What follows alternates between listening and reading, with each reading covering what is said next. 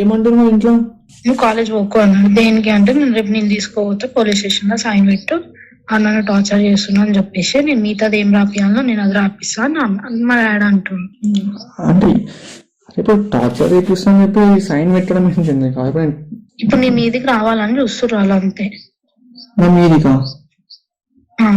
అదే దేనికి? ఇప్పుడు ఆల్రెడీ అప్పుడు మాట్లాడినాము, అయిపోయింది, మళ్ళీ ఇప్పుడు ఎందుకు అంటున్నావు?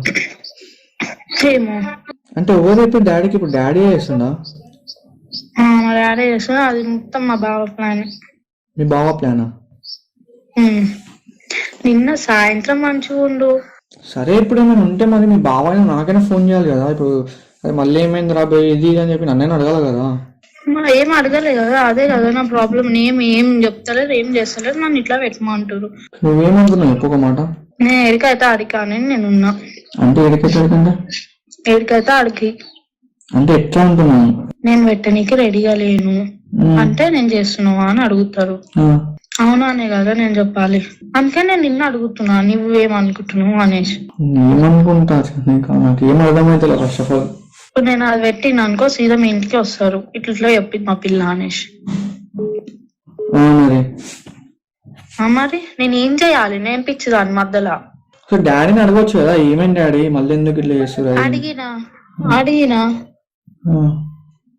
ఏం లేదు, నువ్వు వచ్చి సైన్ పెట్ట అంతే. ఏమని సైన్ పెట్టమంటాడు డాడీ?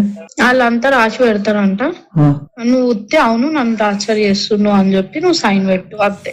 ఇంకా నువ్వు ఒక్క మాట మాట్లాడు, దాడికి వచ్చి గాయ కూడా చేయొద్దు. నువ్వు ఒక్క మాట కూడా నువ్వు ఎక్కువ మాట్లాడు దాడొచ్చి అని చెప్పి అన్నాడు. అంటే ఏం చేద్దాం అనుకుంటారు?